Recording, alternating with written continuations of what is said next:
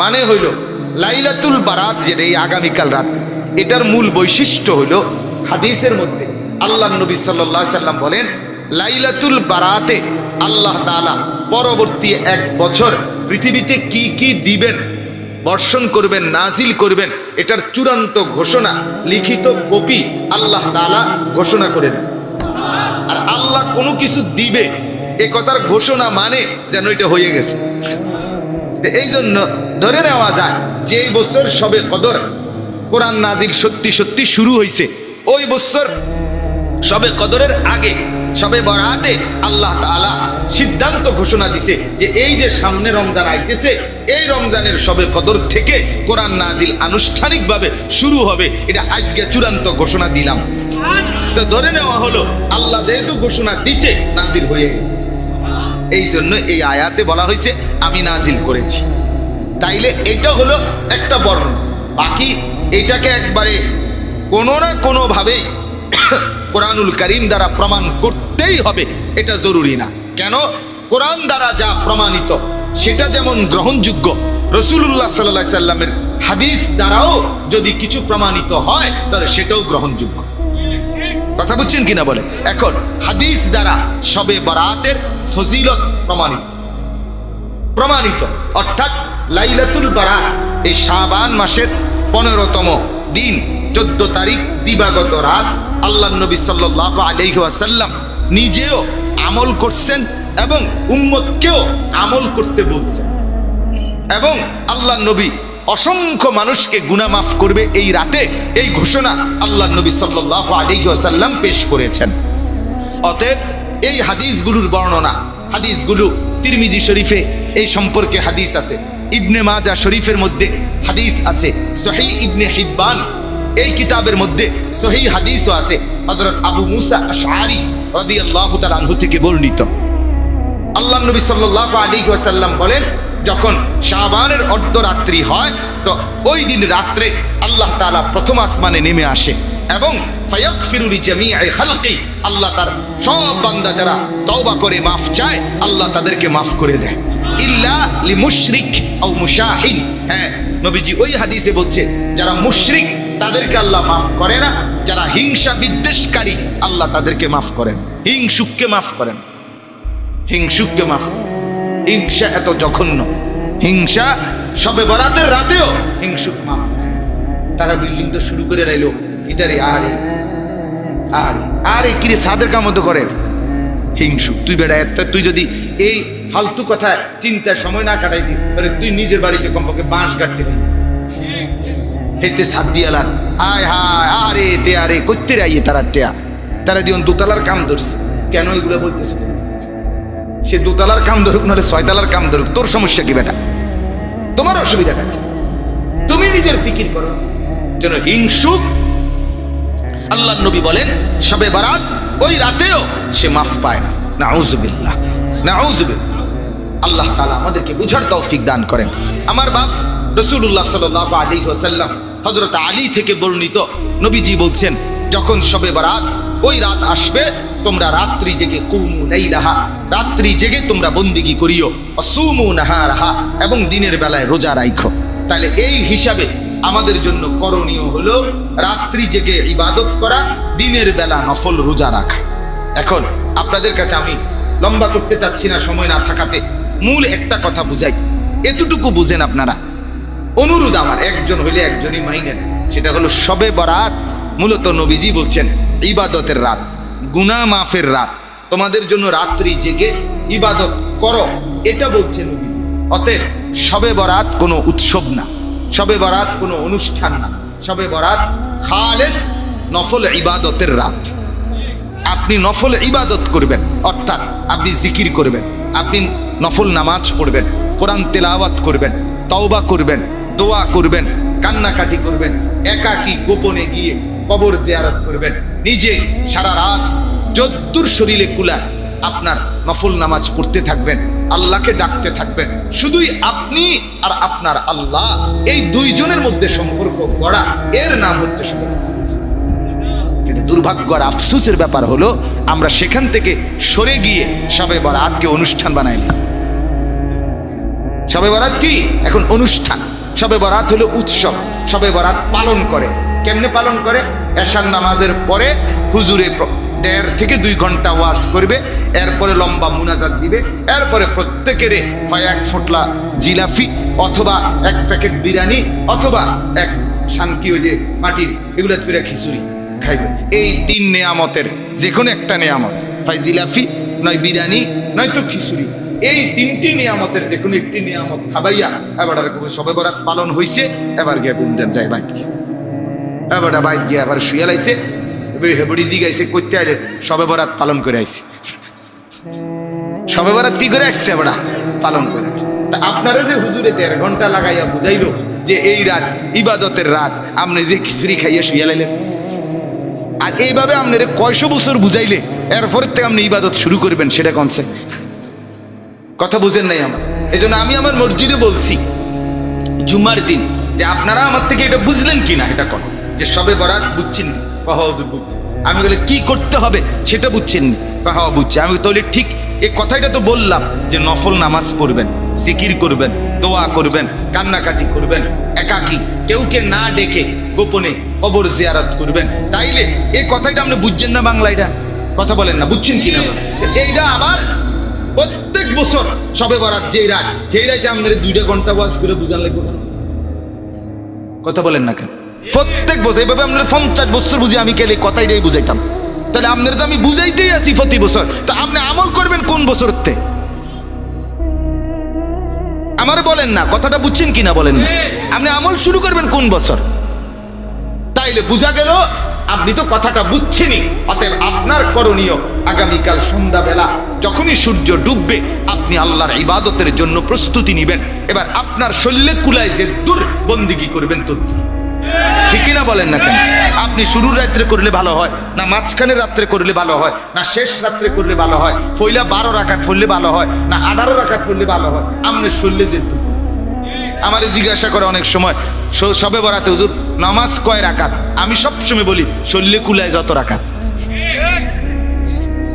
শরীরে কুলায় যত রাকাত। আপনার স্বাস্থ্যে সবার শরীর স্বাস্থ্য একরকম না, ঠিক কিনা বলেন?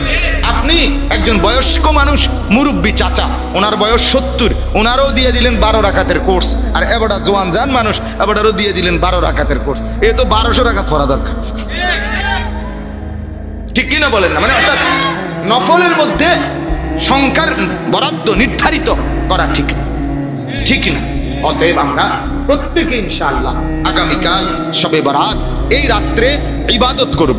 কি করবেন বলেন? নাকি পালন করবেন, নাকি উৎসব করবেন, নাকি অনুষ্ঠান করবেন? আপনি যদি কেউ না শোনেন অসুবিধা নেই। আপনি এটা ভাববেন না যে আপনার আমি গাছ জোরে, আপনি মনে করেন আমার কথা প্রত্যাখ্যানই করবেন, তো কি অসুবিধা কি?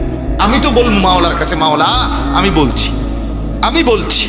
অতএব আমার এটা কোনো জবরদস্তি না যে আপনি যদি পালন নাই করেন তাতে আপনার স্বাধীনতা, কিন্তু আমরা স্পষ্ট আপনাকে বলে দেব শবে বরাত ইবাদতের রাত, বন্দেগীর রাত। আপনি আর আপনার রব সেজদা দিবেন, আপনি আদর করবে মালিক সুবহানাল্লাহ।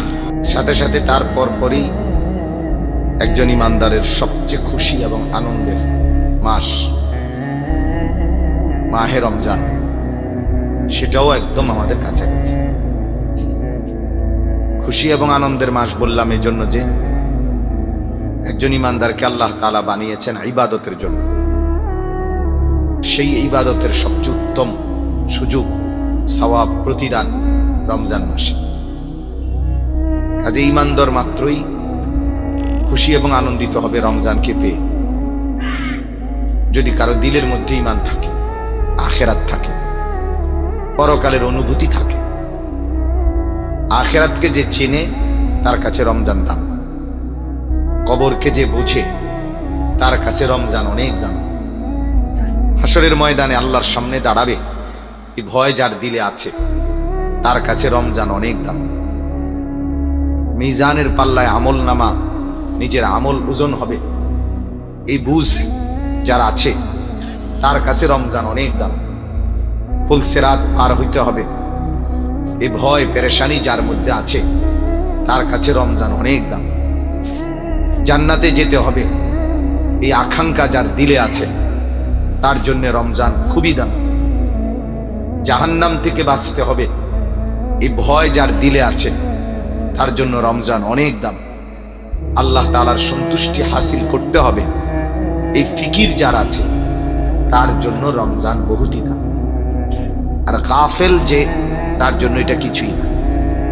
সে রাতে খাইতো, দিনে খাইতো, তো এখন সকালের নাস্তা, দুপুরের খানা, জাস্ট শুধু এই 2 বেলা খানা নিষেধ, আর সব কিছু তার জন্য স্বাভাবিক।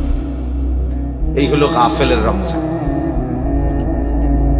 গুনাহ, নাফরমানি, হারাম উপার্জন, গান, বাদ্য, নাটক, সিনেমা, টেলিভিশন, বেপরদিগি, বেহায়াপনা, সবকিছু আগের মতোই, শুধু সকালে আর দুপুরের খানাটা খায় না। এই হলো গাফেলের রমজান, নাফরমান পাপীর রমজান। তার কাছে এটা কোনো বিশেষত্ব নাই।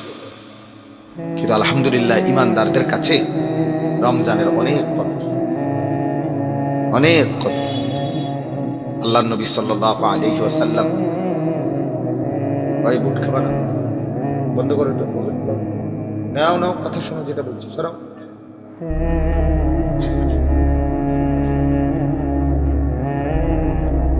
মাহে রমজান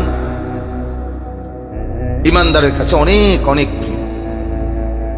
আমার শায়েখ আল্লামা মুফতি মুশতাকুর নবী সাহেব বলে, কেউ যদি জানে, শুনে যে আগামী 20 দিন পর তার বেতন 70 গুণ বেড়ে যাবে, সে কি পরিমাণ খুশি হবে, কি পরিমাণ অপেক্ষা করবে যে হায় 20টা দিন কেমনে পার হবে। প্রতিদিন গুনবে আর কয়দিন। স্ত্রী ছেলে মেয়েরাও অপেক্ষায় থাকবে আর 19 দিন, আর 18 দিন, আর 17 দিন, আর 16 দিন, মানে এইভাবে গুনবে। কেন? 10,000 টাকার বেতন 70,000 টাকা হয়ে যাবে। তাহলে এরকম যদি দুনিয়া পাওয়ার ক্ষেত্রে এক মানুষের আকাঙ্ক্ষা হয়, তো আমার আপনার নেকির পরিমাণও তো 70 গুণ বেড়ে যাবে। তার মানে আমি জান্নাতে যাওয়ার রাস্তায় রমজানে প্রতি মিনিটে 70 গুণ বেশি আগায় যাবে। এটা কলিজা যার আছে সে বুঝবে, দিল যার আছে, আখিরাতের বুঝ যার মধ্যে আছে। আমি প্রায়ই বলি, কেউ ছবি দেখে মজা পায়, আলহামদুলিল্লাহ আমরা সেজদা দিয়ে তার চাইতে বেশি মজা পাই। কেউ নর্তকী দেখে, মোবাইলে অশ্লীল ছবি দেখে দিন রাত এই মাতালের মতো ঘোরা গাড়ি, তার সিরার মতো হাঁটে। কিরো করো ঘুরি, ঘুরতে আছে, কই গেছো? ঘুরতে গেছে, চরকির মতো করে। এইটার মধ্যেই তার তৃপ্তি, এতে এর কাছে ভালো। মানুষের মহিলা দেখে, মেয়ে দেখে, এর পিছনে পিছনে হাঁটে, একটা টিটকারি মারে, ইটকারি মারে, খারাইয়া মুতে, বুঝলেন না? এর মধ্যে এর মজা, এই রং তামসা, ফালতু কাজের মতো। আবার হাজারো মোমেন 5 ওয়াক্ত নামাজ পড়ে আল্লাহকে ডেকে তার চাইতে কোটি গুণ বেশি মজা। আমরা যারা আলহামদুলিল্লাহ নামাজ পড়ার তৌফিক আল্লাহ দিছেন, আমরা কিন্তু নিরানন্দ না যে আমরা মজা পাচ্ছি না কিছুই। আমরা কি জ্বরের রুগী নি, মজা পাবো না কেন? অর্থাৎ গুনার মধ্যে তৃপ্তি মোটেই নাই, ইবাদতের মধ্যে পূর্ণ তৃপ্তি। আল্লাহ তাআলা কোরআনুল কারীমের মধ্যে বলছেন, আলা বিযিক্রিল্লাহ তাতমাইন্নুল কুলুব। শুনে নাও বান্দা, আমার জিকির, আমার স্মরণ, আমার বন্দিগির মধ্যেই অন্তরের প্রশান্তি, দিল ইতমিনান হয়, গুনার মধ্যে দিল তৃপ্ত হয়। এই জন্য বললাম, ইমানদার যখন কল্পনা করবে, ভাববে যে আর কয়টা দিন গেলেই আমার ইবাদতের দাম বেড়ে যাবে, আমার এক একটা জিকির, আমার এক একটা তাসবিহ, আমার এক একটা নামাজ 70 গুণের চাইতে বেড়ে যাবে, তার কাছে মজাই আলাদা। কারণ সে তো সারা বছর অপেক্ষাই করে, বন্দিগি করে আখিরাতের আশা। সেই আখিরাতের যাওয়া, জান্নাতের আগমন যাওয়া, এটা যদি একটু আগায়া যায় তার ভালো, তার জন্য তো এটা আরামই, মজাদারি। এজন্য বললাম, আমাদের সামনে এই গুরুত্বপূর্ণ 2টা অংশ। একটা হলো পুরা 1 মাসের মহা সুযোগ, সুবর্ণ সুযোগ নিজেকে জান্নাতি বানাবার, জাহান্নাম থেকে বাঁচবার। আরেকটা হলো সেই এক মাসের নমুনা হিসাবে শাবান মাসের এক রাত, এটাও দাম। আসলে একটা মজার কথা শুনবেন, তিনটা শব্দ আছে, এই তিনটা শব্দের মধ্যে একটা দারুণ মিল আছে। একটা হলো শাবান, বলেন তো, দুই হলো রমজান, তিন হলো কোরআন। তিনটা শব্দ যেন একটা মিল করেই একত্র। শাবান এখানেও আলিফ নুন আছে, রমজান এখানেও আলিফ নুন আছে, কোরআন এখানেও আলিফ নুন আছে। এজন্য এই শাবান মাসে নবী সাল্লাল্লাহু আলাইহি সাল্লামের আমল দেখলে মনে হইতো এটা যেন রমজানেরই অংশ। এটাকে এটার ভিতরেই মিলাই দিয়েছে। হাদিসের মধ্যে আছে, আম্মা জান আয়েশা রাদিয়াল্লাহু তাআলা আনহা বলেন, নবীজি সাল্লাল্লাহু আলাইহি ওয়াসাল্লাম রমজানের আগের মাসে শাবান, এই মাসে এই পরিমাণ নফল রোজা রাখতেন টানা, মনে হইতো যেন আর ঈদের চাঁদ পর্যন্ত আর ছাড়বে না। এইভাবে রোজা রাখতেন, মনে হয় যেন 2 মাস টানা রোজা রাইখা তারপরে থামবে। তাইলে এরকম শাবানকে নবীজি রোজার জন্য গুরুত্ব দিতেন। শুধু কেবল হাদিসের মধ্যে বর্ণনা আছে, আল্লাহ নবী সাল্লাল্লাহু আলাইহি ওয়াসাল্লাম বলছেন যে রমজান শুরু হওয়ার ইয়াউমুন আও ইয়াউমাইন, মানে একদিন বা 2 দিন আগে রোজা রাখো না। কেন? যাতে করে রমজানের রোজাটা একবারে স্বতঃস্ফূর্ত অবস্থা থেকে শুরু করা যায়। বাকি এই 2 দিন 3 দিন বাদ দিয়া ইচ্ছা করলে পুরা শাবানটাই রোজা রাখতে পারে। এবং নবীজি এভাবে লম্বা রাখতেন। আমাদের একজন প্রিয় ভাই আছে পরিচিত, দাওয়াত ও তাবলীগের সাথী, ডাক্তার। উনি আপনার রমজানের আগে 19 তারিখ পর্যন্ত হিসাব হবে ওনার, এই পর্যন্ত ওনার রোজা হবে নফল 60টা। আর রমজান আমার নিয়ত যে হুজুর 3 মাস যাতে রোজার সওয়াব। কি পরিমাণ ফিকির, কি পরিমাণ আগ্রহ! এটা ভাইয়া নাফরমান বুঝবে কিভাবে? জীবনই যার মোবাইল, যার জীবনটাই হলো ছবি, যার জীবনই হলো নর্তকী, যার জীবনই হলো অশ্লীলতা, বেহায়াপনা, তো সে তো এমনি নাপাক। সে পবিত্রতার স্বাদ কিভাবে? শরীর নাপাক, প্যান্ট নাপাক, জামা নাপাক, দিল নাপাক, চোখ নাপাক, কান নাপাক, দিমাগ নাপাক, দিমাগের মধ্যে অশ্লীল চিন্তা, চোখে খারাপ ভিন নারীর প্রতি নজর, কানে অশ্লীল গান বাদ্য শুনে, অন্তরে অসভ্য কামনা বাসনা, যায় হাঁটে সব খারাপ গুনার রাস্তায়, তো পুরো দিল দিমাগ সবটাই তো তার নাফাক। সে পবিত্রতার মজা স্বাদ পাবে কিভাবে মজা বুঝবে?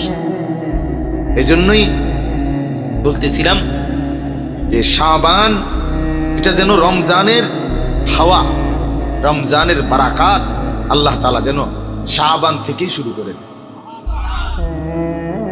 এজন্য এখন এই শাবানের মধ্যেই আল্লাহ তাআলা এমন একটা গুরুত্বপূর্ণ রাত দিয়েছেন।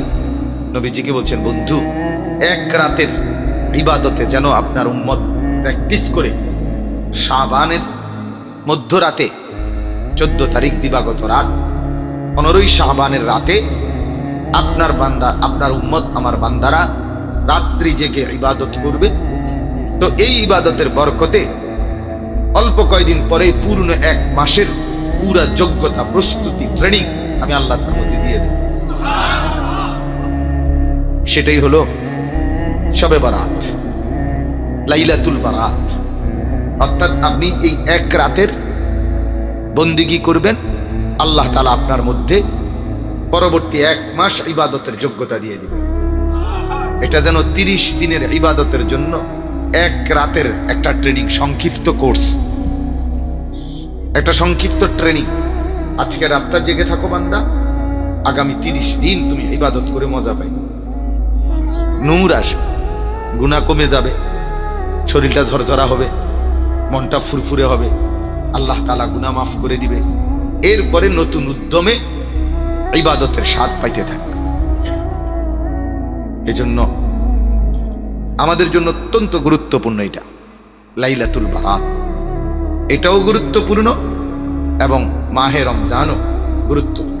আর এই তিনটা জিনিস চমৎকারভাবে মিলায়া শাবান, রমাদান, কোরআন, অর্থাৎ শাবান মাসে বান্দা যেন অস্থির হয়ে যাবে কখন আসবে রমজান, কখন আসবে রমজান। আর রমজান আসবে মানেই তার দিলে হাওয়া শুরু হবে কোরআনুল কারীম কত পড়তে পারে, কত পড়তে পারে। বুজুর্গানে দ্বীনদের জীবনীতে আছে রমজান মানেই ওনারা পুরাপুরি নিজেকে বিচ্ছিন্ন করে কোরআন তেলাওয়াতের মধ্যে ডুবে যেত। ইমামে আজম আবু হানিফা রাহমাতুল্লাহ আলাইহি 61 খতম কোরআনুল কারীম পড়তেন রমজান। শুধু উনি একজন না, প্রায় সব বুজুর্গদের জীবনীর মধ্যে আছে, আরবি কিতাবের মধ্যেও আছে যে ওনারা রমজান মাসটা তেলাওয়াতের মধ্যেই সময় কাটাইতেন। আচ্ছা, আমাদের নবীজি সাল্লাল্লাহু আলাইহি ওয়াসাল্লামের আমল কি ছিল? বুখারী শরীফের হাদিস হযরত আব্দুল্লাহ ইবনে আব্বাস রাদিয়াল্লাহু তাআলা আনহুমা থেকে বর্ণিত। তিনি বলেন আল্লাহর নবী সাল্লাল্লাহু আলাইহি ওয়াসাল্লামের রমজান কেমন ছিল।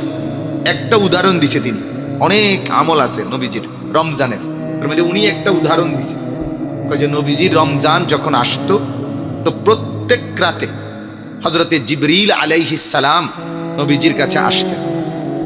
ওয়া কানা ইয়ালকাহু ফি কুল্লি লাইলাতিন, জিবরিল প্রত্যেক রাতে নবীজির সাথে মোলাকাত করতেন। আশা ফায়ুদারিসুল কোরআন, পুরা কোরআনুল কারীম প্রত্যেক রাতে নবীজি এক খতম জিবরাইলকে শুনাইতেন, জিবরাইল এক খতম নবীকে শুনাইতেন। বুখারীর রিওয়ায়াত, একেবারে বুখারী শরীফের 2য় পৃষ্ঠার হাদিস। ফায়ুদারিসুল কোরআন, 2 খতম। এটা হলো তারাবির নামাজে না, এটা হলো আলাদা। আবার তারাবির মধ্যে লম্বা কোরআন তেলাওয়াত করতেন, আবার আওয়াবিনে পড়তেন, আবার তাহাজ্জুদ নামাজে লম্বা কোরআন পড়তেন, আবার সারাদিন আল্লাহর কোরআন সবচেয়ে বেশি তেলাওয়াত করতেন। তো কি পরিমাণ কোরআন পড়তেন নবীজি, ভেবে দেখেন কি পরিমাণ। এই জন্য বললাম শাবান, রমাদান, কোরআন এটা যেন অঙ্গাঙ্গী ভাবে জড়িত। তাহলে শাবান, রমাদান, কোরআন এই 3 জিনিসকে দিল থেকে কদর করবে যে সেই হলো মুসলমান। এখানেও মুসলমান আলিফ। শাবান, রমাদান, কোরআন কদর করবে কে? কদর করবে মুসলমান। এজন্য এখানে আমাদের প্রত্যেকের যার দিলে, আমি সবসময় একটা কথা বলি যে একজনই ভাবে কোনো অসুবিধা নেই, শুনবে অনেকেই, আমরাও জানি, কিন্তু আল্লাহ তাআলা সবাইকে দিন মানার তৌফিক, মজা, স্বাদ দেয় না। সবাই আল্লাহকে পেয়ে মজা পায় না, পেয়ে অনেকেই চলছে। আল্লাহকে পাওয়ার মজাই আলাদা, ইবাদতের স্বাদই আলাদা। বড় পীর আব্দুল কাদের জিলানী রাহমাতুল্লাহ আলাইহিকে বাগদাদের বাদশাহ একটা বিশাল এলাকা হাদিয়া স্বরূপ দিতে চাইছিলেন যে হুজুর, আপনাকে আমি পুরা এই এলাকাটা আপনারে দিয়ে দিলাম, এখান থেকে যত খাজনা, যত ট্যাক্স, যত কর আসবে, ইনকাম আসবে, ফসল আদি আপনার। তিনি বলছিলেন যে বাদশাহ, আল্লাহর কসম, রাত্রি গভীরে তাহাজ্জুদের নামাজ পড়ার জন্য উঠে আমি যেই সেজদা করি, ওই সেজদার সময় আমার কপাল যেটুকু মাটির মধ্যে লাগে, আমার কাছে তোমার এই গোটা দুনিয়ার বাদশাহির চাইতে ওই সেজদার ওই মাটিটুকুর দাম অনেক বেশি, মজা অনেক বেশি। আমি রাত্রি নিশীতে যে মজা পাই সেজদা দিয়ে, তুমি গোটা পৃথিবী বাদশাহী করেও সেই মজা পাইবা না। হ্যাঁ, হযরত সুফিয়ান সৌরি রাহমাতুল্লাহ আলাইহি একজন বড় বুজুর্গ ছিলেন। উনি বলতেন, যদি রাত্রিবেলা তাহাজ্জুদ করে আমরা আল্লাহ তাআলার ইবাদত করে একাকী যেই মজা আর স্বাদ পাই, দুনিয়ার সম্পদশালীরা যদি সেই মজার অনুভব করত, তাইলে তারা তাদের সমস্ত সম্পদ ব্যয় করে হলেও আমাদের থেকে সেই স্বাদ আর মজা কিনবার চেষ্টা করত। এই কারণে বললাম, আমাদের প্রত্যেকের কদর করা চাই, কদর করা উচিত, নিজের মধ্যে ফিকির করা উচিত যে আমরা আগত শবে বরাত এবং রমজান এটাকে আমরা গুরুত্ব দেব। বলেন ইনশাআল্লাহ। 3 জিনিস চেষ্টা করেন এই শাবানের বাকি দিনগুলোকে কদর করেন, রমজানকে পুরাপুরি কদর করেন, আল্লাহর কোরআনকে কদর করেন, তাহলেই আপনি মুসলমান। আপনার জীবন সুন্দর হবে, দুনিয়াও সুন্দর হবে, আখিরাতও মজাদার হবে। এখন আসেন, আমি অল্প সময় তাড়াতাড়ি বলতে চাই। 1 নম্বর কথা হলো যে শবে বারাত। শবে এই শব্দের অর্থ সব, ফার্সি শব্দ, অর্থ হইল রাত। বারাত এটা আরবি শব্দ, অর্থ হইল কর্তন করা, কেটে দাও। তো মূলত এই রাত্রে বান্দার অগণিত গুনাহ কর্তন করে আল্লাহ তাআলা বান্দাকে পূর্ণ মাফ করে দেয়।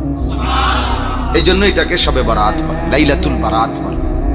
এটাকে লাইলাতুর রাহমা, রহমতের রাতও বলে, যেহেতু আল্লাহ তাআলা অফুরন্ত রহমত এই রাতে বর্ষণ করে। এটাকে আপনার লাইলাতুল বারাকা, বরকতের রাতও বলে, যেহেতু এই রাতে আল্লাহ তাআলা অফুরন্ত বরকত তার বান্দাদের জন্য দান করেন। এটাকে লাইলাতুস সাক, সাক বলা হয় চেক, অর্থাৎ যেখানে এক কাগজে অনেক বড় মূল্যমানের কিছু লিখে দেয়, যেমন 10 লাখ টাকা, 1 কোটি টাকা চেকের মধ্যে লিখে দিয়ে দিছে। আল্লাহ তাআলা এই রাত্রে শবে বরাতে এক রাতেই, এক সইতে বান্দার জিন্দেগীর সব গুনাহ মাফ করে দেয়। এটার জন্য যে চেক দেয়, মুক্তির চেক। এটাকে লাইলাতুন নিসফে মিন শাবান, শাবানের অর্ধরাত্রি মানে অর্ধেক, এটাও বলা হয় শবে বরাত।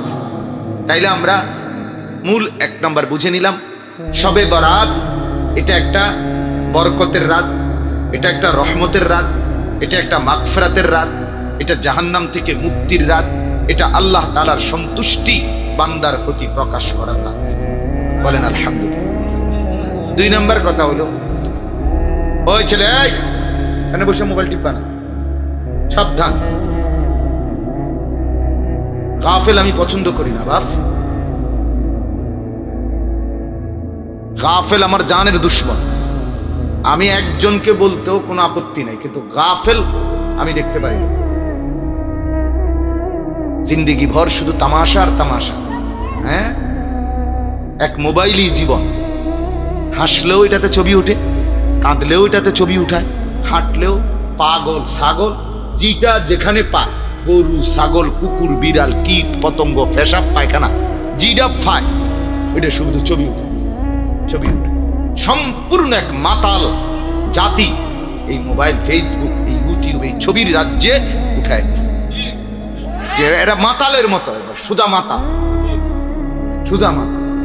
কত লক্ষ ছবি উঠায়, কেন উঠায়, কারে দেখাইব, কে দেখবো, কোন ফাগলে কাটটা দেখে, তুই কারে দেখাইবে, তোর হেতেরটার ভিতরে তো অভাব নাই। ঠিক কি না আপনি বলেন? কে কাটটা দেখে, হুদা কামে আকাম। এতটা কষ্ট করে এক জিন্দেগি অবস্থা, এ আমরাও নিজেরা ভুক্তভোগী। যেখানে যাই এ শুধু ছবি উঠা, শুধু ছবি উঠা, শুধু ছবি উঠা। এক কথা হুজুর আপনার সাথে একটা আমার তো অনেক সময় কি একটা পিক উঠাবো, পিক জমিদারের ফুল পিক হইয়া গেছে, মানে পুরাটা কবের টাইমও নাই হেতের। এটা যে পিকচার বলবে এই সময় হেতের নাই, তো পিক উঠাবি। এটা কি পানের পিক?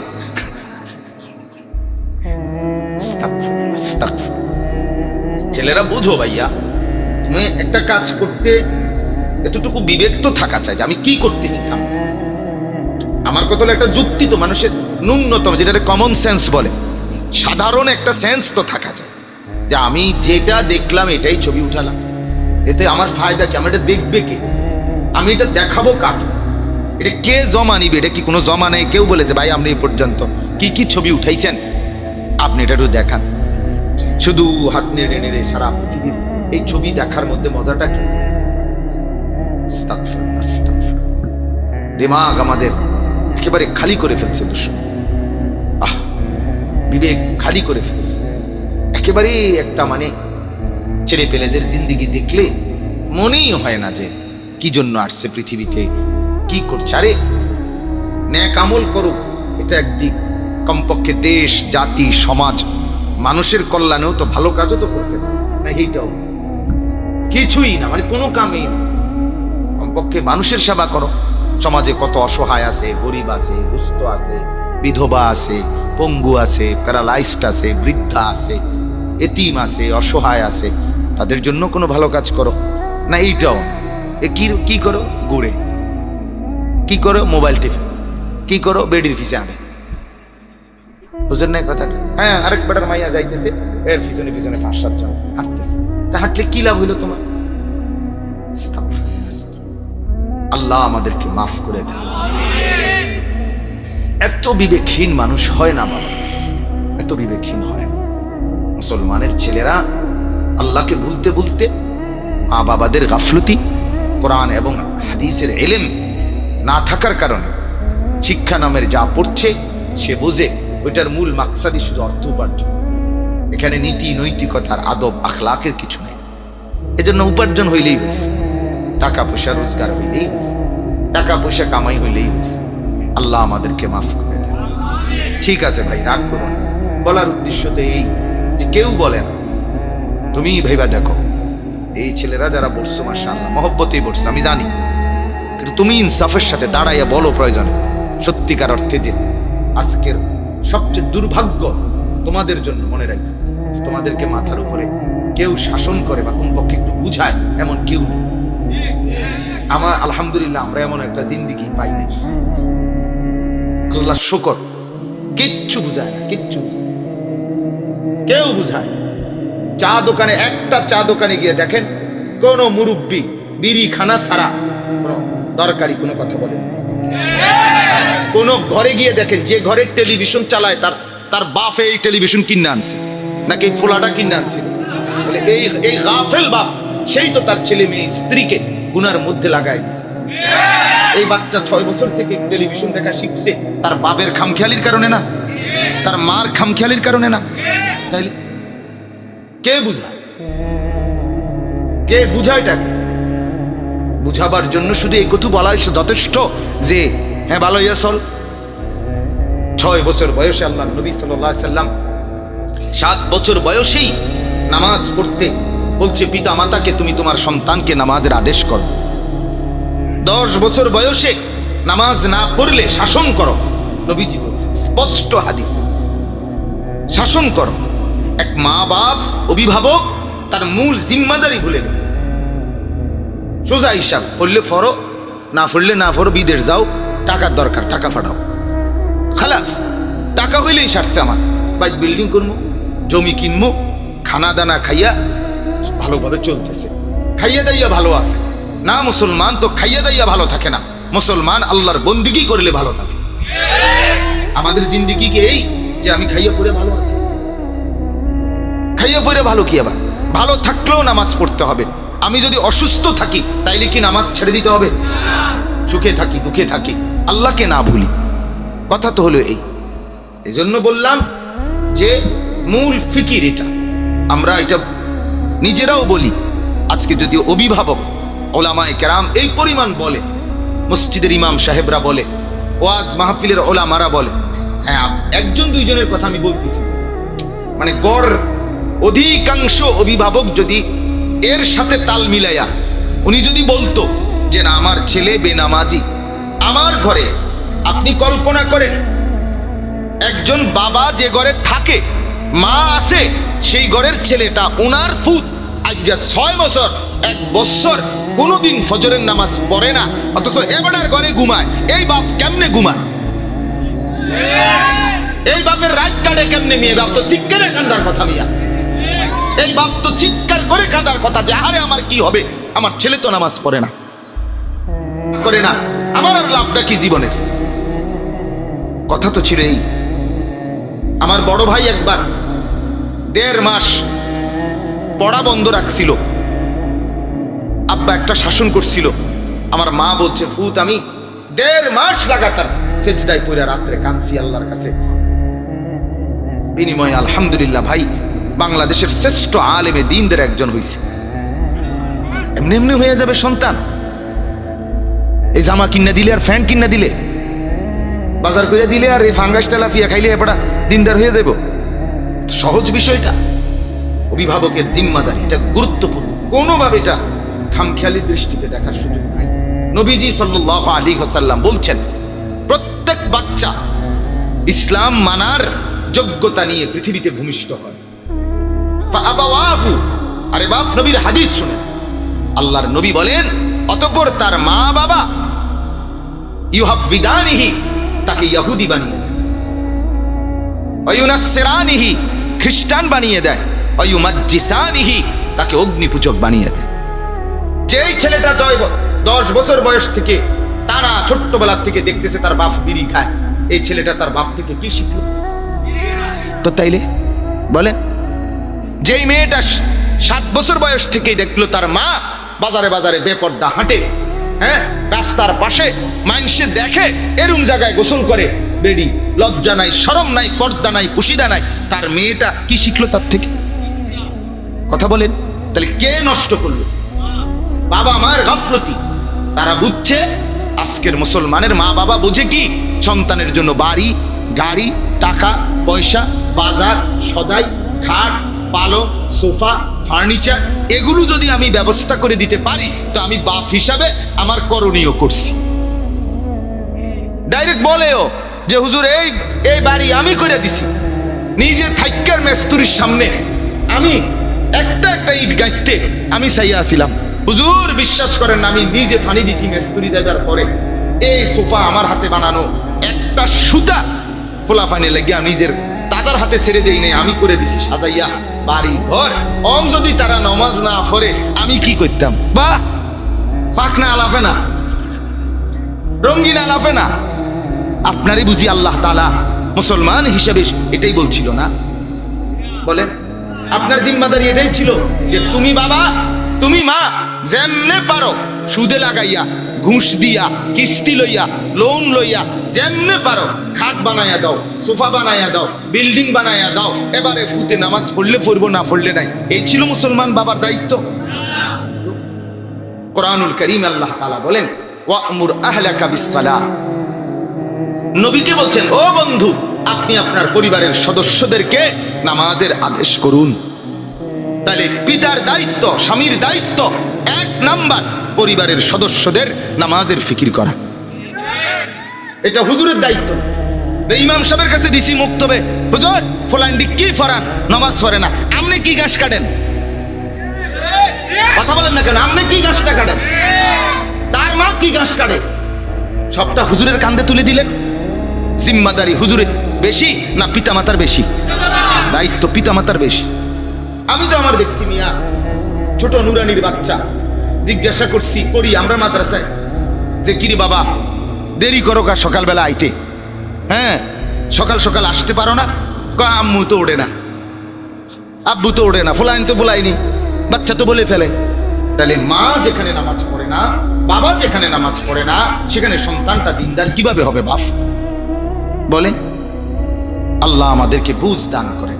এজন্য সবার সম্মিলিত পিতা মাতার সচেতনতা, সন্তানদের কি সচেতনতা, সব মিলেই একটি সুন্দর ঘর।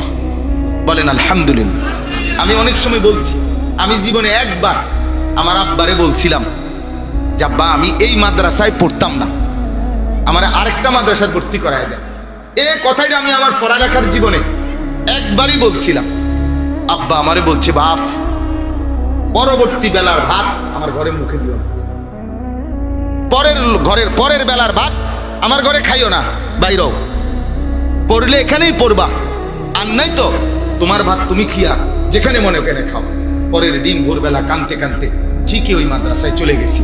বুঝছি বাপ বড় শক্ত বাপ, বাপ ছাড়বে না। ঠিকই বাবার সেই কঠোর শাসন আল্লাহর দয়ায় আজকে মালিকের দুটা কথা আপনাদের সামনে বলার তৌফিক দিছে। বাবার কঠোর শাসন ছিল, কঠোর শাসন ছিল। 4 তলা হোস্টেলে থাকতাম, নিচ তলায় একটা বহুদিন টাকা জমাইয়া 20 টাকা 50 টাকা জমাইয়া ছাত্র জীবনে আমি একটা পাঞ্জাবি কিনছিলাম সাদার মধ্যে, শুধু এই বুতামের এই জায়গার মধ্যে এমব্রয়ডারি করা রেডিমেড কিনছিলাম আমি। 4 তলার থেকে নিচে নামছি প্রথম আসরের পরে গাউদিয়া। প্রথম আমার বড় ভাই নিচ তলায় থাকতেন, এই হেড মুহাদ্দিস। বড় ভাইয়ের কি চিনেন আপনারা? আলহাজ হযরত মাওলানা মাহবুবুর রহমান আশরাফি, এই যে চান্দিনা আলামিন কামেল মাদ্রাসার যিনি হেড মুহাদ্দিস, উনি আমার আপন বড় ভাই, আমার ওস্তাদও উনি আমার কোলে করে মানুষ করছে। তো ভাইয়া আমার নিচতলায় উনি আমার দেখছে জানালা দিয়া, আমি বাইরে দিছি, সাথে সাথে ডাক দিছে, আনিস এদিকে। আইলাম, ভাইয়ার সামনে একটা টান দিয়া পাঞ্জাবিটা ছিঁড়া টুকরা টুকরা করে ফেলছে। এমব্রয়ডারি লাগাইলা কেন? তার মানে বাপ এই জীবনে কোনোদিন স্বাভাবিক পাঞ্জাবি ছাড়া অন্যটা বানায় দেয় নাই, আমি দিলাম না, হঠাৎ করে আবার ডিজাইন লইলা কেন? এটা হারাম না, কিন্তু আমার বাবা আমার পরিবারের একটা ঐতিহ্যের সাথে এটা কি না মানানসই না। আমি এটা বুঝাইতে চাচ্ছি, কঠোর শাসন আজকে টোটাল সমাজ থেকে উঠে গেছে, টোটাল উঠে গেছে।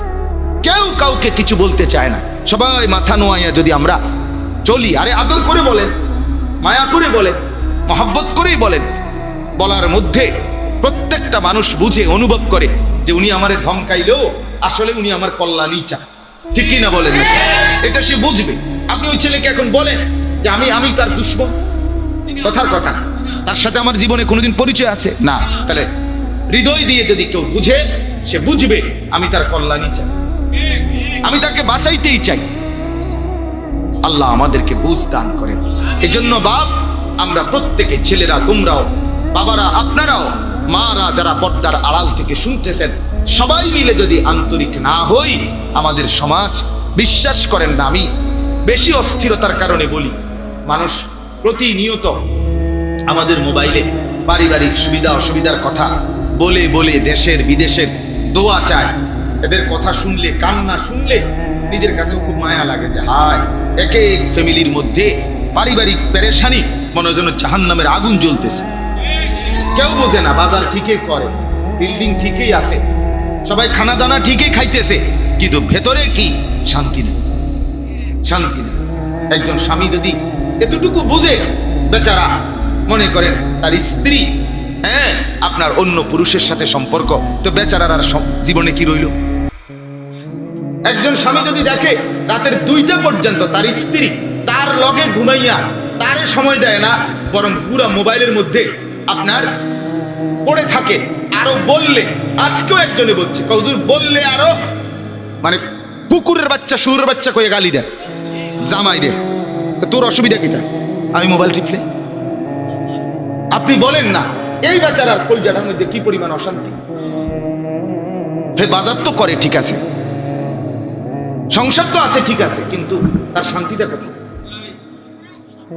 তাহলে এই কারণে বললাম, মোবাইল আজকে এই ছবি দেখার প্রতিযোগিতা পাগল বানায় ফেলছে, মানুষকে অস্থির বানায় ফেলছে।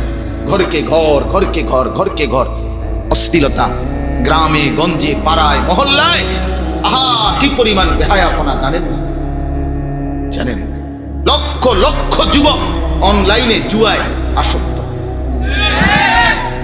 জুয়া খেলে, অনলাইনে মোবাইল দিয়া জুয়া খেলে বাবার ভিটে মাটি, বাবার টাকা পয়সা সব শেষ করে দিছে। এমনও যুবক যে আত্মহত্যা ছাড়া আমার আর কাছে কিছু নাই, এরকম। আফসোসের ব্যাপার, আফসোসের ব্যাপার, আফসোসের ব্যাপার। এই জন্য আমরা বেশি অস্থিরতা বোধ করি। প্রতিদিন বলি আমি, আমার এইটাই কথা, ছেলেদেরকে বাঁচাবে কে? এই ছেলেগুলো তো মোবাইল দিয়ে শেষ হয়ে যাচ্ছে, নারীর পিছনে পড়ে শেষ হয়ে যাচ্ছে। একটা ছেলের কয়টা নারী দরকার? সে কতগুলো উলঙ্গ ছবি দেখা দরকার তার? কেন দেখবে সে? আল্লাহ তাআলা তো কোরআনুল কারীমে বলছে, বান্দা, আমি যাকে পুরুষ বানিয়েছি তার দেহের অংশ থেকে আমি তার জন্য একজন হালাল স্ত্রীও বানাচ্ছি। তো কোরআনের আয়াত, তোমার যেটা চায় মনে আল্লাহ বলেন সেটা পূরণের জন্য ইন্তজাম আমি রাখছি বান্দা। স্বামী স্ত্রীর মহব্বত, নারী পুরুষের বৈধ ভালোবাসা, এটা যদি না থাকতো তো পৃথিবীতে মানব প্রজন্ম এই পর্যন্ত আইতো? এটা তো আল্লাহরই কুদরত, আল্লাহরই ইন্তজাম। শাহওয়াত বলেন, এক নারীর প্রতি আকর্ষণ আমার দিলে মনে করেন এটা কে দিছে? তো সেটা যদি আল্লাহ সরায় দেয়, জ্বরের রুগীর মতো যদি মিঠাটাও তিতা লাগে তিতাটাও তিতা লাগে, তখন কথা বলেন না। আপনি একটা মিনিট তোমরাই ভাই কল্পনা করো না, মনে করো এখানে দুইটা মহিলা, একজন আমার মা, একজন আমার স্ত্রী, তাহলে দুটোটাই মহিলা, কিন্তু মার দিকে তাকাইলে দিল আমার হয় একরকম, স্ত্রীর দিকে তাকাইলে দিল হয় আমার একরকম, ঠিক কিনা বলেন? 1 মিনিটও লাগে না, 1 মিনিটে 30 সেকেন্ডে এদিকে তাকাইলে একরকম, ওইদিকে তাকাইলে আরেক রকম। মার কাছে আমি যা চাই স্ত্রীর কাছে আমি তা চাই না, স্ত্রীর কাছে আমি যা চাই মার কাছে আমি তা চাই না। তাহলে আমার যে 30 সেকেন্ডের ভিতরে আমার অন্তরে ভালোবাসা 2 রকম বানায় দিল, এটা করে দিল কে? সেটা যদি না থাকতো, যে মার কাছে দেখলে যে রুম লাগে, বেডিরে দেখলে হেরুমি লাগে, তখন কথার কথা বলেন না, কি হালাত হতো? জিন্দিগির কোনো আনন্দ তখন থাকতো? তো আল্লাহ তাআলা দয়া করে বৈধভাবে হালাল ভাবে যাবতীয় চাহিদা পূরণ করার ইন্তজাম আল্লাহ রাখছেন, বলেন আলহামদুলিল্লাহ। যেটা আল্লাহ হারাম করছেন ইসলামের মধ্যে, তার হালাল পদ্ধতি আল্লাহ তাআলা ইসলামের মধ্যে পূর্ণভাবে রাখছেন।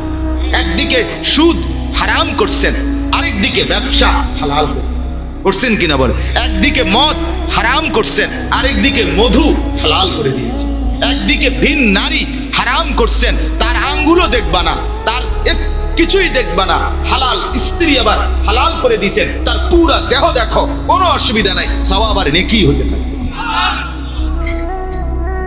আল্লাহ তাআলা তো দুনো ইন্তজামই করছে। তো যদি বলেন আল্লাহ এরকম করিলেন কা, হারামগুলো রাখলেন কেন? আল্লাহ তাআলা বলে তো পরীক্ষা করব কিভাবে? কথা বলেন না, নয়তো পরীক্ষা হবে কিভাবে? পরীক্ষাই তো এটা, উভয়টাই থাকবে, তুমি ভালোটা দেখে নিবা, এটাই তো পরীক্ষা, এটাই তো পরীক্ষা চলবে। মসজিদও থাকবে, বাজারও থাকবে, আজানও হবে, টেলিভিশনও চলবে, তুমি সিদ্ধান্ত নিবা কোনটা ভালো। এজন্যই তো তোমাকে দিমাগ দিছি, এজন্যই তোমাকে আশরাফুল মাখলুকাত বানাইছি, এজন্যই তো তোমাকে গরু ছাগল বানাই নাই। আল্লাহ আমাদেরকে বুঝ দান করে। আমার বাপ, অতএব আমরা ফিকির করি।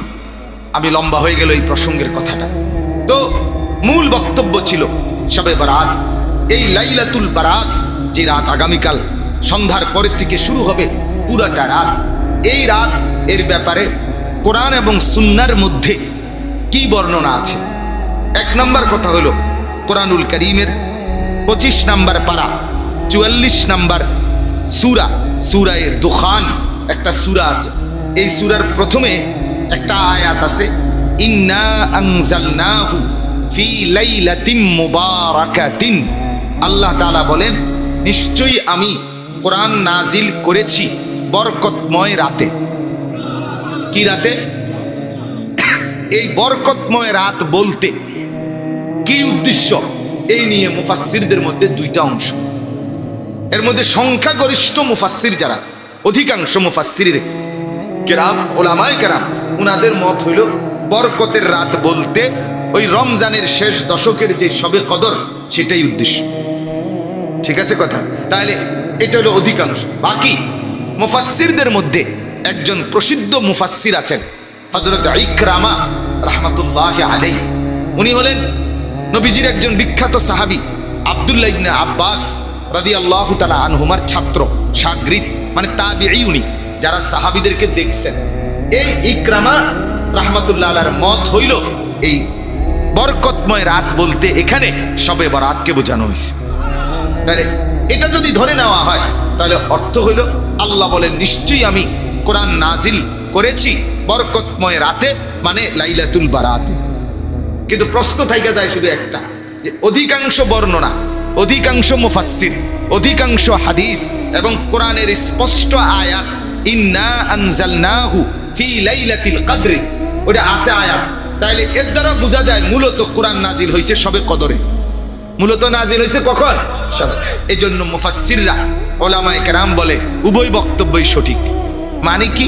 মানে হইল লাইলাতুল বারাত, যেটা এই আগামীকাল রাত্রে, এটার মূল বৈশিষ্ট্য হইল হাদিসের মধ্যে আল্লাহ নবী সাল্লাল্লাহু আলাইহি সাল্লাম বলেন লাইলাতুল বারাতে আল্লাহ তাআলা পরবর্তী 1 বছর পৃথিবীতে কি কি দিবেন, বর্ষণ করবেন, নাজিল করবেন, এটার চূড়ান্ত ঘোষণা লিখিত কপি আল্লাহ তাআলা ঘোষণা করে দেন। আর আল্লাহ কোনো কিছু দিবে এ কথার ঘোষণা মানে যেন এটা হয়ে গেছে। এই জন্য ধরে নেওয়া যায় যে এই বছর সবে কদর কোরআন নাজিল সত্যি সত্যি শুরু হয়েছে, ওই বছর সবে কদরের আগে সবে বরাতে আল্লাহ তাআলা সিদ্ধান্ত ঘোষণা দিছে যে এই যে সামনে রমজান আইতেছে, এই রমজানের সবে কদর থেকে কোরআন নাজিল আনুষ্ঠানিকভাবে শুরু হবে, এটা আজকে চূড়ান্ত ঘোষণা দিলাম। তো ধরে নেওয়া হলো আল্লাহ যেহেতু ঘোষণা দিছে, নাজিল হয়ে গেছে। এই জন্য এই আয়াতে বলা হয়েছে আমি নাজিল করেছি। তাইলে এটা হলো একটা বর্ণনা। বাকি এটাকে একবারে কোনো না কোনো ভাবেই কোরআনুল কারীম দ্বারা প্রমাণ করতেই হবে, এটা জরুরি না। কেন? কোরআন দ্বারা যা প্রমাণিত সেটা যেমন গ্রহণযোগ্য, রাসূলুল্লাহ সাল্লাল্লাহু আলাইহি সাল্লামের হাদিস দ্বারাও যদি কিছু প্রমাণিত হয় তাহলে সেটাও গ্রহণযোগ্য। কথা বুঝছেন কিনা বলে? এখন হাদিস দ্বারা সবে বরাতের ফজিলত প্রমাণিত, অর্থাৎ লাইলাতুল বারাত এই শাবান মাসের 15তম দিন 14 তারিখ দিবাগত রাত আল্লাহ নবী সাল্লাল্লাহু আলাইহি ওয়াসাল্লাম নিজেও আমল করছেন এবং উম্মতকেও আমল করতে বলছেন, এবং আল্লাহ নবী অসংখ্য মানুষকে গুনাহ মাফ করবে এই রাতে, এই ঘোষণা আল্লাহ নবী সাল্লাল্লাহু আলাইহি ওয়াসাল্লাম পেশ করেছেন। অতএব এই হাদিসগুলোর বর্ণনা, হাদিসগুলো তিরমিজি শরীফে এই সম্পর্কে হাদিস আছে, ইবনে মাজাহ শরীফের মধ্যে হাদিস আছে, সহিহ ইবনে হিব্বান এই কিতাবের মধ্যে সহিহ হাদিসও আছে।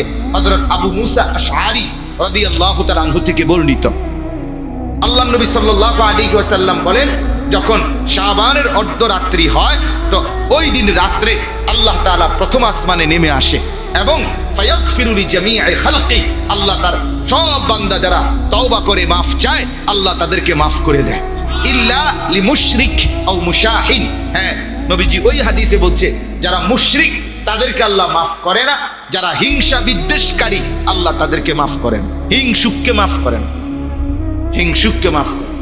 হিংসা এত জঘন্য, হিংসা সবে বরাতের রাতেও হিংসুক মাফ।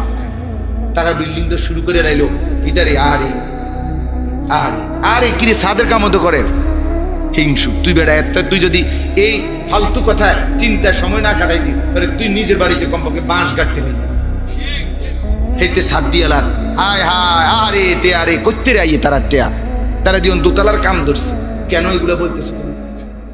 সে দোতলার কাম ধরুক নাহলে 6 তলার কাম ধরুক, তোর সমস্যা কি বেটা? তোমার অসুবিধাটা কি? তুমি নিজের ফিকির করো। যেন হিংসুক আল্লাহ নবী বলেন শবে বারাত ওই রাতেও সে মাফ পায় না। নাউজুবিল্লাহ, নাউজুবিল্লাহ। আল্লাহ তাআলা আমাদেরকে বুঝার তৌফিক দান করেন। আমার বাপ রাসূলুল্লাহ সাল্লাল্লাহু আলাইহি ওয়াসাল্লাম হযরত আলী থেকে বর্ণিত, নবীজি বলছেন যখন শবে বারাত ওই রাত আসবে তোমরা রাত্রি জেগে কুমু লাইলাহা, রাত্রি জেগে তোমরা বন্দেগী করিও, আসুমু নাহারাহা, এবং দিনের বেলায় রোজা রাখো। তাহলে এই হিসাবে আমাদের জন্য করণীয় হলো রাত্রি জেগে ইবাদত করা, দিনের বেলা নফল রোজা রাখা। এখন আপনাদের কাছে আমি লম্বা করতে চাচ্ছি না সময় না থাকাতে, মূল একটা কথা বুঝাই, এতটুকু বুঝেন আপনারা। অনুরোধ আমার, একজন হইলে একজনই মাইনেন, সেটা হলো শবে বরাত মূলত নবীজি বলছেন ইবাদতের রাত, গুনাহ মাফের রাত। তোমাদের জন্য রাত্রি জেগে ইবাদত করো, এটা বলছেন নবীজি। অতএব শবে বরাত কোনো উৎসব না, শবে বরাত কোনো অনুষ্ঠান না, শবে বরাত খালেস নফল ইবাদতের রাত। আপনি নফল ইবাদত করবেন, অর্থাৎ আপনি জিকির করবেন, আপনি নফল নামাজ পড়বেন, কোরআন তেলাওয়াত করবেন, তওবা করবেন, দোয়া করবেন, কান্নাকাটি করবেন, একাকী গোপনে গিয়ে কবর জিয়ারত করবেন, নিজে সারা রাত যদ্দূর শরীরে কুলায় আপনার নফল নামাজ পড়তে থাকবেন, আল্লাহকে ডাকতে থাকবেন। শুধুই আপনি আর আপনার আল্লাহ, এই দুইজনের মধ্যে সম্পর্ক গড়া, এর নাম হচ্ছে শবে বরাত। কিন্তু দুর্ভাগ্য আর আফসোসের ব্যাপার হলো আমরা সেখান থেকে সরে গিয়ে শবে বরাতকে অনুষ্ঠান বানাই নিয়েছি। শবে বরাত কি এখন অনুষ্ঠান, শবে বরাত হলো উৎসব। শবে বরাত পালন করে কেমনে পালন করে? এশার নামাজের পরে হুজুরে 1.5 থেকে 2 ঘন্টা ওয়াজ করবে, এরপরে লম্বা মুনাজাত দিবে, এরপরে প্রত্যেকের হয় 1 ফোঁটলা জিলাফি অথবা 1 প্যাকেট বিরিয়ানি অথবা 1 শানকি ওই যে মাটির এগুলো তৈরি খিচুড়ি খাইবে।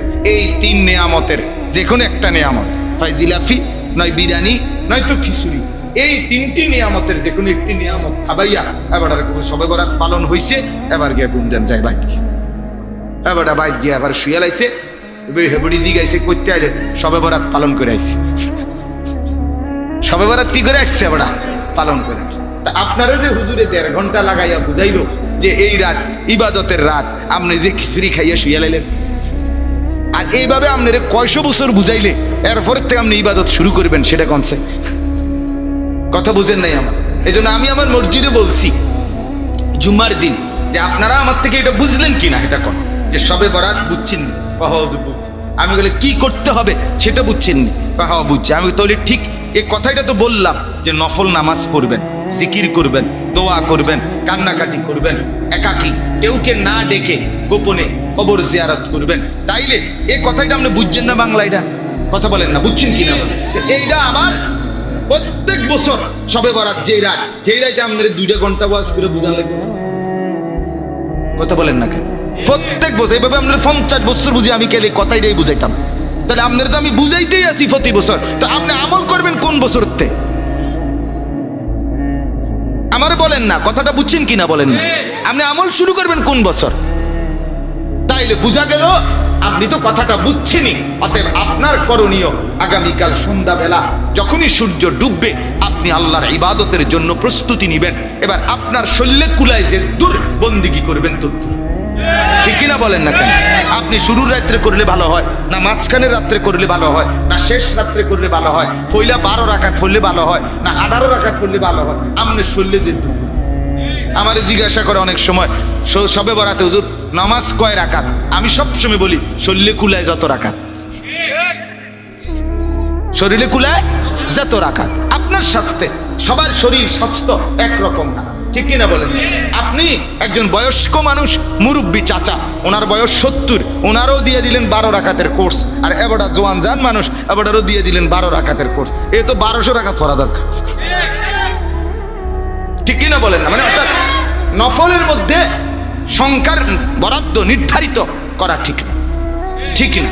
অতএব আমরা প্রত্যেকে ইনশাআল্লাহ আগামীকাল শবে বরাত এই রাত্রে ইবাদত করব। কি করবেন বলেন? নাকি পালন করবেন, নাকি উৎসব করবেন, নাকি অনুষ্ঠান করবেন? আপনি যদি কেউ না শোনেন অসুবিধা নেই। আপনি এটা ভাববেন না যে আপনার আমি গাছ জোরে, আপনি মনে করেন আমার কথা প্রত্যাখ্যানই করবেন, তো কি অসুবিধা কি? আমি তো বলবো মাওলার কাছে, মাওলা আমি বলছি। অতএব আমার এটা কোনো জবরদস্তি না যে আপনি যদি পালন নাই করেন তাতে আপনার স্বাধীনতা, কিন্তু আমরা স্পষ্ট আপনাকে বলে দেব শবে বরাত ইবাদতের রাত, বন্দেগীর রাত। আপনি আর আপনার রব সেজদা দিবেন, আপনি আদর করবে মালিক সুবহানাল্লাহ, আপনি ডাকবেন সুবহানাল্লাহ। আল্লাহ তাআলা আসমান আরশ আজিম থেকে জবাব দিবে, বলো না বান্দা। আবার বলবে আল্লাহ রব্বুল আলামিন বলে লাব্বাইক ইয়া আবদি। বান্দা যতবার আল্লাহকে ডাকে ততবার আল্লাহ বান্দাকে ডাক দেয়, বল বান্দা কি চাই। কিছুক্ষণ পরে আল্লাহ বান্দাকে বলে, বান্দা বুঝেছি, কিছু তুই চাইবি না, তুই শুধু আমাকে ডাকতে ডাকতে মজা পাচ্ছ। ঠিক আছে বান্দা, তুই আমাকে ডাকতে থাক, তুই আমার জিকির করতে থাক, আমি মাওলা তোর কি লাগবে আমি দিতে থাকবো। তোর বিবি অসুস্থ আমি জানি, তোর ছেলেটা বিদেশে সমস্যা আমি জানি, তোর বাজারে দোকানে বেচা কিনা কম হয় আমি জানি, তোর একটা ঘর নাই আমি জানি, তোর মনে অশান্তি সেটাও তো আমি জানি, তোর জীবনে বান্দা কোথায় কি আমি আল্লাহ তো সব জানি।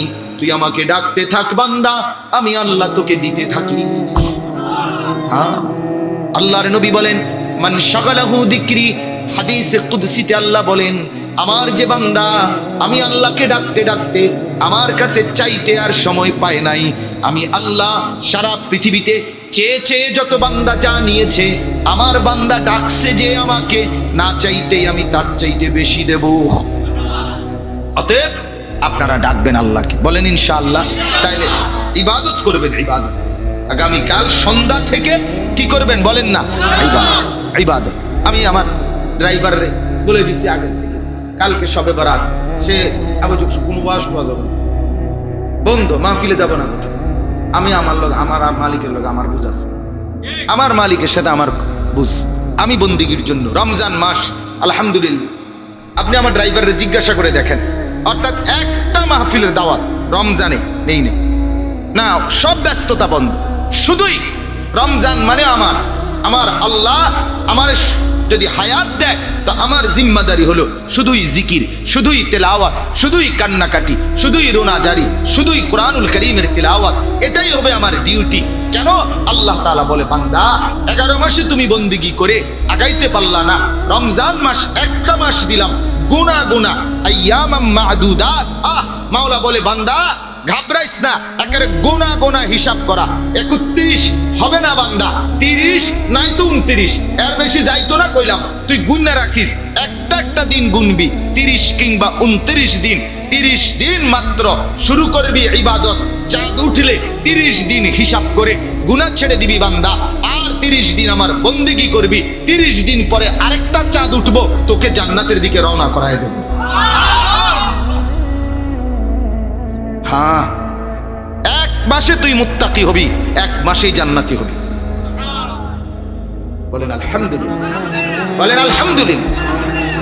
অতএব রমজান কলিজা দিয়া বুঝার মতো মাস, ইবাদতের মাস। অতএব আপনারা আমরা প্রত্যেকে ফিকির করেন, আমার বাপ, আখিরাতের নাজাত ছাড়া বান্দার কোনো উপায় নাই। জাহান্নামের আযাব সইতে পারবেন না বাপ। কোরআনে আছে, জাহান্নামে ফেলবার পরে আল্লাহর কাছে ভীষণ আযাবে, আগুনে আল্লাহর কাছে 3টা জিনিস চাইবে। জাহান্নামী বলবে, আল্লাহ এত কষ্ট না দিয়ে আমারে মৃত্যু দিয়ে দেন। আল্লাহর কসম, কোরআনে আল্লাহ বলেন, আল্লাহ বলবে, না রে বান্দা, লা ইউকদা আলাইহিম ফায়ামুতু, জাহান্নামে কোনো মৃত্যু নেই। নাফরমান জাহান্নামী তখন বলবে, আল্লাহ তাইলে আমারে একটু তাখফিফ, একটু আযাব হালকা করে দেন, আমারে মাসে একটা দিন কদ্দুর বিরতি দেন, 24 ঘন্টার মধ্যে আমারে 10টা মিনিট হইল কদ্দুর আলগাত রাখেন, আমি আর পারছি না মাওলা। আল্লাহ তাআলা বলেন, ওয়ালা ইউখাফফাফু মিন আযাবিহা, না রে নাফরমান, 1 সেকেন্ডের জন্য জাহান্নামের আযাব কমানো হবে। 3 নাম্বার, নাফরমান বলবে, আল্লাহ তাইলে আমারে দুনিয়ায় একটু ফেরত যাইতে দেন, আমি নেক আমল করব এবার গেলে। আল্লাহ বলেন, যেদ্দুর হায়াত দিলে নেক আমল করা যেত, ওদ্দুর হায়াত দিয়েই তোমারে আনছি, আর ফিরবা না। কাল্লা, না না, দুনিয়ায় ফেরত যাওয়া যাবে, তাইলে মরতেও পারবে না, আযাবও হালকা হবে না, দুনিয়াতেও ফেরত যাইতে পারবে না। তো কি করবে? ক্বালা ইখসাউ ফিহা, আল্লাহ বলেন, ইখসাউ ফিহা, তুমি নাফরমান জাহান্নামের মধ্যেই পড়ে থাকো, ওয়ালা তুকাল্লিমুন, আর কোনো কথা বলবি না, শুধুই আযাব ভোগ করতে। তাফসীরের মধ্যে আছে, তাফসীরে মাআরিফুল কোরআনে, আহা, জাহান্নামীকে এটা বলে ফেলবে যে তুই আর কোনো কথা কবি না, আর কোনো কথা বলবি না, নাফরমান পড়ে থাক, আযাব ভোগ কর। তাফসীরে মাআরিফুল কোরআনে লিখছে, জাহান্নামী আর মানুষের মতো কোনো শব্দ আর করতে পারবে না, শুধুই ঘেউ ঘেউ করবে, কুকুরের মতো আর গাধার মতো। আমার বাপ, জিন্দেগির উপরে রহম করো। আমার মুরব্বী চাচারাও, আপনারাও জীবনের উপরে রহম করেন। গুনাহ লম্বা করেন না, গুনাহ লম্বা করেন। 60 বছর ধরে টানা বিড়ি খান, এক টানা, কোন দিন বুঝবেন এটা গুনাহ? কত বছর পরে বুঝবেন? 60 বছর হয়ে গেছে, এখনো আপনি বিড়িয়ে খাইতেছেন। আস্তাগফিরুল্লাহ। আহা, আপনার কলজার মধ্যে কোন দিন আসবে এটা গুনাহ? আর কত বছর পরে আপনি বুঝবেন চাচা?